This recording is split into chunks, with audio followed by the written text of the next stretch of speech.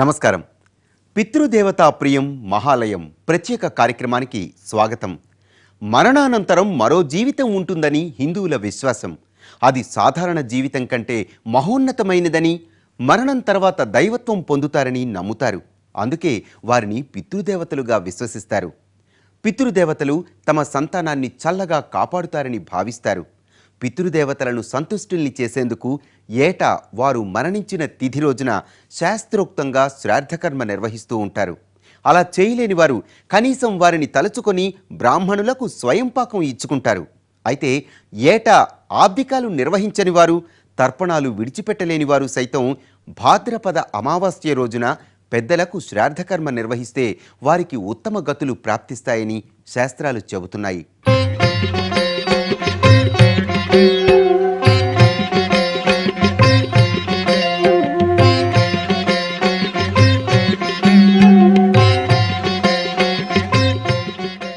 ప్రతి సంస్కృతిలోనూ కాలం చేసిన వారిని తలుచుకోవటం సహజం. పితృదేవతల కోసం ఏటా ప్రత్యేకంగా ఒక 15 రోజులు కేటాయించారు. అవి భాద్రపద బహుళ పాడ్యమి మొదలు భాద్రపద బహుళ అమావాస్య వరకు. ఈ రోజుల్లో పెద్దలు కాలం చేసిన తిథినాడు కానీ, కుదరకపోతే అమావాస్య నాడు పెద్దల్ని తలుచుకొని శ్రాద్ధ తర్పణ కర్మలు నిర్వహించి బ్రాహ్మణులకు అన్నపానీయాలిచ్చి గౌరవించటం మన ఆచారం. భాద్రపద అమావాస్యనే మహాలయ అమావాస్య అంటారు. మహాలయ అమావాస్య రోజు పితృదేవతల సంతృప్తి కోసం నిర్వహించాల్సిన విధి విధానాలు శాస్త్రాల్లో స్పష్టంగా పేర్కొన్నారు.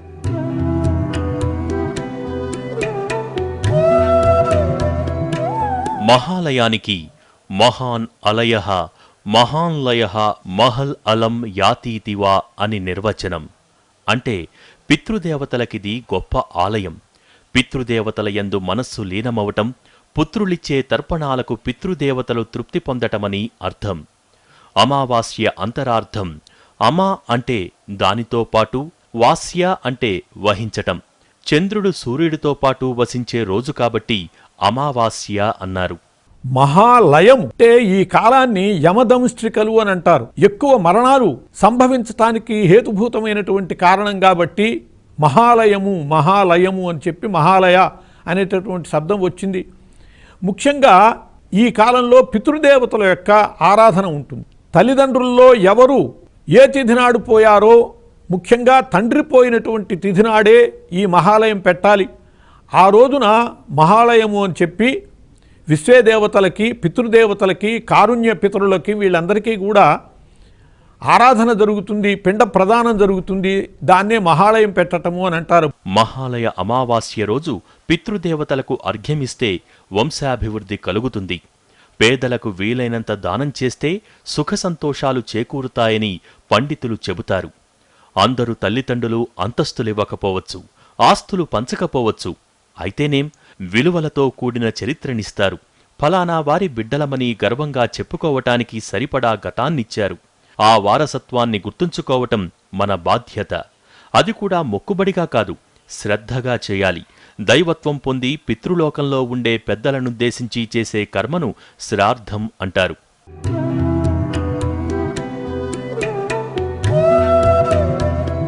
శ్రద్ధయా క్రియతే ధ్యేయం శ్రాద్ధం అంటే శ్రద్ధగా చేసేది శ్రాద్ధం అని అర్థం. యావై శ్రద్ధం నరః కుర్వాత్ ఏకస్మోనపి వాసరే తస్ర సంవత్సరం యావత్ సంతృప్తాః పితారో ధ్రువం. అంటే పండ్లు, కూరలు, అన్నం, జలం మొదలైన పదార్థాలతో పితృదేవతల్ని సంతృప్తిపరిచేలా మహాలయ పక్షంలో శ్రాద్ధకర్మ నిర్వహించటం వల్ల సర్వ పితృదేవతలు ఏడాది పాటు సంతృప్తి సంతోషాలతో ఉంటారు.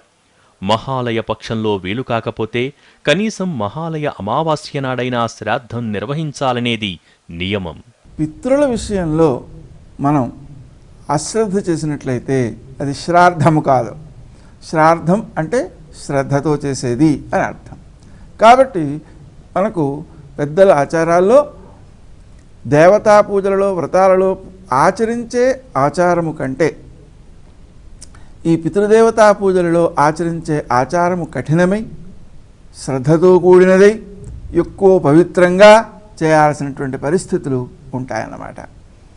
ఈ దృష్టికోణంలో మామూలు దేవతలకు సంబంధించినటువంటి వ్రతాదులలో చేసేటువంటి చర్యల కంటే ఇది గొప్పది కాబట్టి ఇది మహా ఆలయం అవుతోంది. ఇక మహాలయం ఎలా అవుతోంది అంటే మనం చేసేటువంటి దానములు, ఇతరులను ఉద్దేశించి, అలాగే శ్రాద్ధములు, వీటి ద్వారా ఎవరైతే పితృదేవతాత్మకత్వం పొందారో వారు లయము కావడానికి, పరమాత్మలో లయం కావడానికి కూడా ఉపకరించేటువంటి స్థితి వస్తుంది. పితృదేవతల ప్రీతి కోసం అర్పించే తిలాంజలినే తర్పణం అంటారు. తర్పణమంటే మంత్రసహితంగా నీళ్లు వదలటమే. మంత్రం చెప్పుకోలేని వారు తర్పణం చేయలేరా అంటే శ్రద్ధ ముఖ్యం కాని మంత్రం కాదు. మంత్రంతో చేయగలిగితే మంచిదే, లేకపోయినా వారి పెద్దలను తలుచుకుని నీళ్లు వదలవచ్చు. తర్పణం అంటే ఎవరికైనా తృప్తి, సంతృప్తి, సంతోషం కలిగించే క్రియ. జలతర్పణమంటే పితృదేవతలకు జలం వదలటమనే అర్థంలో శ్రాద్ధకర్మల్లో వాడతారు. దాహంతో ఉన్నవారికి నీరు ఇవ్వటం, ఆకలితో ఉన్నవారికి అన్నం పెట్టడం కూడా తర్పణమే. ప్రేతాత్మలకు దహనజనిత తాపోపశమనం కలిగించేందుకు ఇచ్చిన తిలోదక, వాసోదకాలు కూడా తర్పణాలే. ప్రేమ, భక్తి, జ్ఞానం వంటి స్థితులకు నియమం ఉండకపోవచ్చు, ఉండొచ్చు. కానీ ఫలమాశించి చేసే ఏ కర్మకైనా నియమం అవసరం. ఆ నియమాలు తెలిపేవే శాస్త్రాలు. శ్రద్ధతో సశాస్త్రీయంగా చేసిన శ్రాద్ధం తప్పక ఫలితాన్నిస్తుంది. మరణించిన వారికి తర్పణాలు ఎందుకు విడవాలి, శ్రాద్ధం ఎందుకు పెట్టాలి అనే విషయాల గురించి ధర్మసింధులో స్పష్టంగా తెలిపారు. ఒక వంశంలో ఒక బిడ్డ జన్మించింది అంటే ఆ వంశస్థులకి, ఆ జీవికి మధ్య ఉన్న బలీయమైన బంధమే దానికి కారణం. ఆ బిడ్డపై పూర్వీకుల ప్రభావం చాలా ఉంటుంది. అందుకే తాను జీవించినంతకాలం వారి బంధం అలా కొనసాగుతుంది. వాళ్లు మరణించిన తర్వాత కూడా కొంతకాలం ఆ ప్రభావం ఉంటుంది. మరణించిన జీవుడు సంవత్సరం పాటు ఊర్ధ్వలోకాలకు ప్రయాణం చేస్తూ ఉంటాడు. ఆ సమయంలో కూడా ఆ జీవుడి దృష్టి తన వారిపై ఉంటుంది. అందుకే తమ వంశస్థులు, పుత్ర పౌత్రులు చేసే శ్రాద్ధకర్మలు, తర్పణాలు విడుదల వల్ల ఊర్ధ్వలోకంలోని పితృదేవతలు సంతృప్తి చెంది తమ వంశస్థులు, పుత్ర పౌత్రాదులను ఆశీర్వదిస్తారు.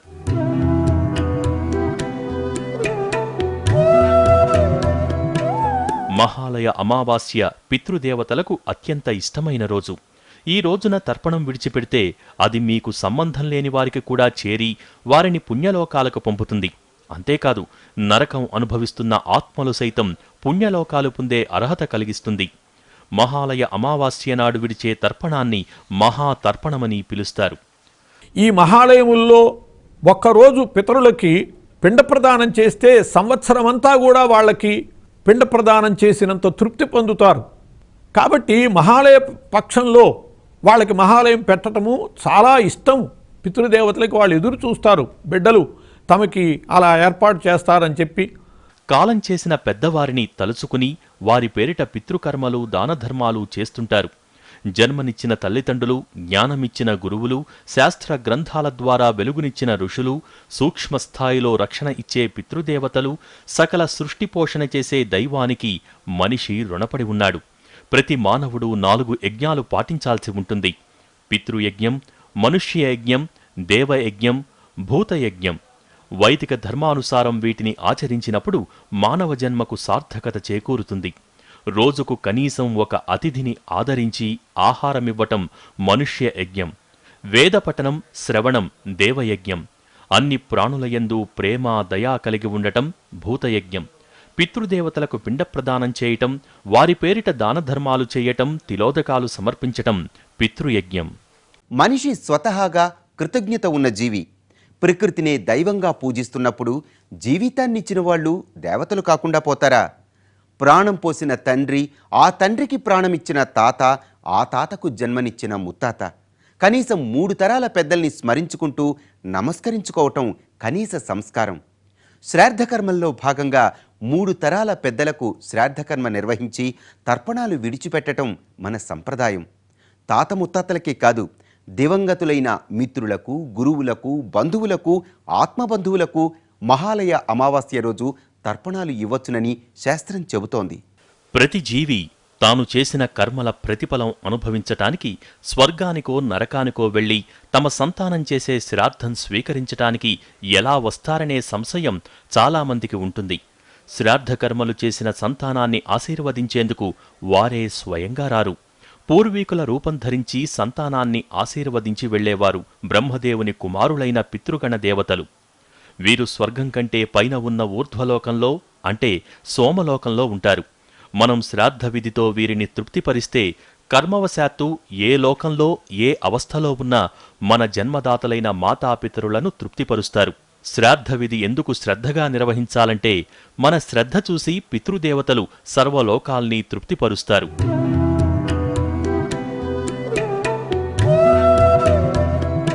శ్రాద్ధకాలం ప్రారంభమైందని తెలియగానే పితృదేవతలు తమ తమ వారిని స్మరించుకుంటూ మనోమయ రూపంలో శ్రాద్ధస్థలం చేరుకుంటారు. వారు బ్రాహ్మణులతో కలిసి వాయురూపంలో భోజనం స్వీకరిస్తారు. సూర్యుడు కన్యారాశిలో ప్రవేశించగానే పితరులు తమ పుత్ర పౌత్రుల దగ్గరకు వస్తారని పురాణాల్లో పేర్కొన్నారు. మహాలయ అమావాస్యనాడు తమ సంతతి ద్వారం దగ్గరే నిలబడతారు. ఆ రోజు వారికి శ్రాద్ధకర్మ నిర్వర్తించకపోతే దీవెనకు బదులు శపించి వెళ్లిపోతారు. నిజానికి ప్రతి నెలా అమావాస్య పితరుల పుణ్యతిథిగా భావించినా మహాలయ అమావాస్యకు విశేష ప్రాముఖ్యత ఉంది. ఈరోజు సమస్త పితృదేవతా విసర్జనం జరుగుతుంది. తమ పితరుల పుణ్యతిథి వివరాలు తెలియని వారు పితృపక్షంలో ఆ తిథినాడు కారణవశాన శ్రాద్ధం పెట్టలేనివారు మహాలయ అమావాస్య నాడు శ్రాద్ధం, దానం, తర్పణం నిర్వహించాలి. మాతృదేవో భవ పితృదేవో భవ అని వేదోక్తి. తల్లిదండ్రులు దైవ సమానులు. వారు ఈ లోకాన్ని వదిలి వెళ్ళిన తరువాత కూడా వారికి వైదికంగా శ్రాద్ధకర్మలు తప్పక చేయాలి. అయితే మనం సమర్పించే నువ్వులు, నీళ్లు, అన్నపిండాలు, ఫలాలు ఇక్కడే ఉంటాయి కదా, చనిపోయిన వారు వచ్చి ఎప్పుడూ తినలేదు కదా అనుకునేవారు లేకపోలేదు. అయితే ఇలాంటి ప్రశ్నలకు మన పెద్దలు శాస్త్రాల్లో చక్కటి సమాధానాలిచ్చారు. మనం పితరులకు దేవతలకు అర్పించే వస్తువులు వారికే చేరుతాయి. శాస్త్ర సమ్మతంగా మనం ఈ క్రియలు నిర్వర్తిస్తే పితృదేవతలు అవి ఎవరికి చేరాలో వారికి చేరేట్లు చూస్తారు. ఒకవేళ చనిపోయిన వారు అప్పటికే ఎక్కడో జంతువులుగానో లేక మనుషులుగానో లేక మరే విధంగానో పుట్టి ఉంటే వారికి ఆహార రూపంలోనో లేక మరే ఉపయోగకరమైన వస్తువుల రూపంగానో వారికి చేరుతాయి. ఈ విధంగా వస్తువుల్ని తగిన రూపంలో చేరవేయటానికి అవసరమైన స్థోమతను పితృదేవతలకు భగవంతుడిచ్చాడు. అందువల్ల శ్రాద్ధంలో మనం అర్పించే వస్తువులు స్వీకరించేవాళ్లు ప్రత్యక్షంగా రావలసిన పనిలేదు. ఒక ఉత్తరం రాసి దాన్ని పోస్ట్ చేస్తూ ఈ పోస్ట్ బాక్స్ అందంగా లేదు, నా వద్ద ఇంతకంటే మంచి పెట్టె ఉంది, అందులో వేస్తానని అనుకుంటే ఆ ఉత్తరం చేరాల్సిన వారికి చేరుతుందా? అందుకే మనం ఏ పని చేసినా సఫలం కావాలనుకుంటే వాటి వాటి విధులు పాటించాలి. అందుకే పెద్దలు యథాశాస్త్రం యథావిధి అన్నారు. కర్మ సఫలం కావాలంటే శాస్త్ర విధులు పాటించక తప్పదు. మనం ఎవరికైనా డబ్బు పంపాలంటే బ్యాంకులో వారి అకౌంట్లో వేస్తే వారికి అందుతుంది. నేరుగా మనం వారికి ఇవ్వకపోయినా, అవతలి వ్యక్తి మన సమీపంలో లేకపోయినా మరో దేశంలో ఉన్న ఆ సొమ్ము అతనికి చేరుతుంది. పితృదేవతలకు పిండ ప్రదానం చేయటమూ ఇలాంటిదే. శాస్త్ర ప్రకారం శ్రాద్ధం శ్రద్ధగా నిర్వహిస్తే ఆ ఫలం పితృదేవతలకు అందేలా దేవతలు చేస్తారు. వారు ఆవులుగా పుడితే భోజనం గ్రాసం రూపంలో అందుతుంది. వారు ఏ లోకంలో ఉన్నా వారి అవసరాలకు తగ్గట్టు ఈ ఫలం అందుతుంది. ఎక్కడో ఉన్న వ్యక్తికి డబ్బు చేరే మార్గం లౌకిక ప్రపంచంలో ఉన్నప్పుడు మరో లోకంలో ఉన్న పెద్దలకు శ్రాద్ధఫలం దక్కే మార్గం ఆధ్యాత్మిక ప్రపంచంలోనూ ఉందని పురాణాలు స్పష్టం చేస్తున్నాయి. అమావాస్య అనేటటువంటిది పితృతిథి, ముఖ్యంగా పిండ పితృయజ్ఞము అని చెప్పి జరుగుతుంది. అలాగే సాధారణ గృహస్థులు కూడా ఆ రోజున తిలతర్పణలు ఇస్తారు. నిత్యము జలతర్పణలు ఇచ్చేటటువంటి వాళ్ళు అమావాస్య నాడు దర్శిశ్రార్థ ప్రత్యామ్నాయంగా తిలతర్పణలు ఇచ్చేటటువంటి రోజు అమావాస్య. అందులో భాద్రపద బహుళ అమావాస్య అంటే మహాలయ అమావాస్య. ఇది చాలా విశేషమైనటువంటి పితృదినం. ఈ లోపల ఏ తిథైనా మర్చిపోతే అమావాస్య నాడు పితృ కార్యం చేయొచ్చు. మహాలయ పక్షం కూడా ఏ తిథైనా పెట్టకపోయినా అమావాస్య నాడు కనుక పెట్టేటైతే పితృదేవతలకి చెందుతుంది. కాబట్టి అట్లా పితృదేవతల్ని తృప్తిపరచి వాళ్ళ యొక్క అనుగ్రహం ఉంటేనే వంశము వృద్ధి అవుతుంది. పితృదేవతల శాపం ఉంటే పిల్లలు పుట్టరు. కాబట్టి పితృదేవతల అనుగ్రహాన్ని ప్రతి వ్యక్తి పొందాలి.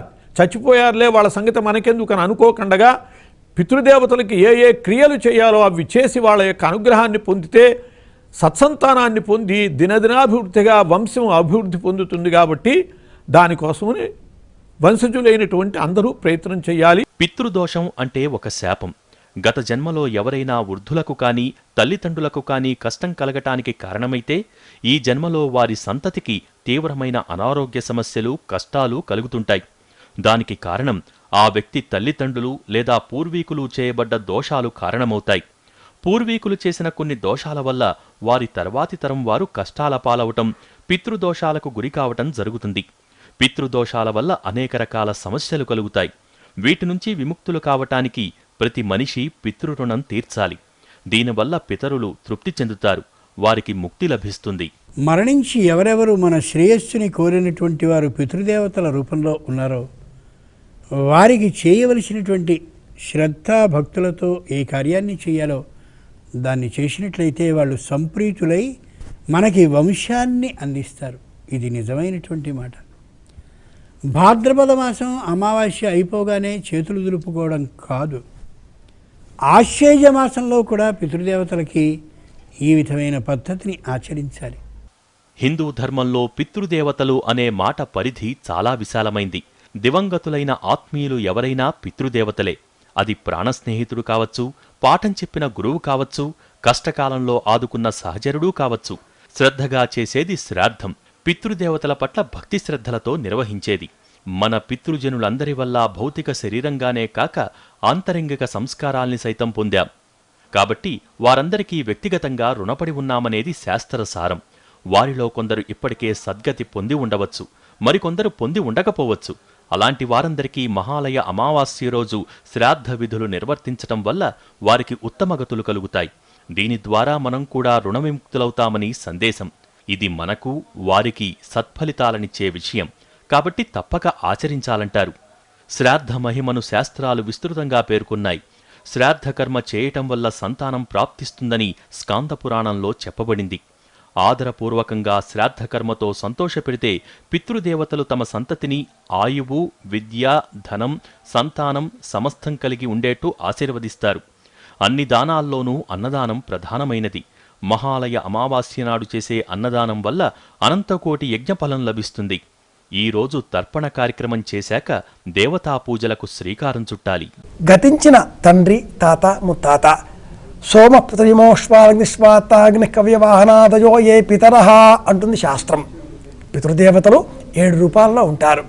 వాళ్ళు మళ్ళీ మన ఇంట్లోనే జన్మించాలి, మన పిల్లలుగా భవిష్యత్ తరాలు మన ఇంట్లో వృద్ధి పొందాలి అంటే వారికి ప్రీతికరంగా జ్ఞాపకం చేసుకునే విధంగా వారికి ఇష్టమైన వంటకాలను వండి అందరికీ అందచేయాలి.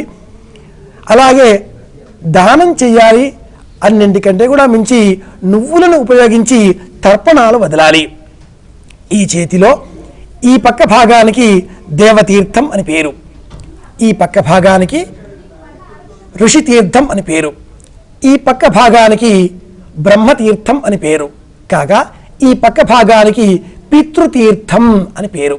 అందుకే ఈ చూపుడు వేలు, ఈ బొటన వేలు ఈ రెండింటి మధ్యలో ఉంచి ఇలా వదిలి నువ్వులు నీళ్లు విడిచిపెడితే జ్యోతిషంలో కూడా దీనికి శుక్రుడు అధిపతి. మళ్ళీ సంతానం కలుగుతుంది, మళ్ళీ మన ఇంట్లో ఆ చనిపోయిన పితరులే పుడతారు. ఇటువంటి జ్ఞానాన్ని ఇచ్చే నిమిత్తమే అమావాస్య. ఈరోజు ఇలా నువ్వులు నీళ్లు వదలాలి. ఇలా వదిలితే పితృదేవతలు సంతోషిస్తారు అని ధర్మం చెబుతుంది.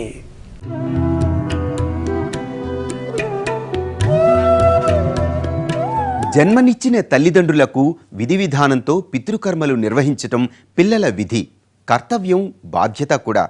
ఈ బాధ్యతను ప్రతి పుత్రుడు గుర్తించి ఈ మహాలయ అమావాస్య విధులు భక్తి శ్రద్ధలతో నిర్వహిస్తే వారి పితృదేవతల ఆశీస్సులు అందుకుంటారని శాస్త్రం చెబుతోంది. మరో ప్రత్యేక కార్యక్రమంలో మళ్ళీ కలుసుకుందాం. అంతవరకు సెలవు. నమస్కారం.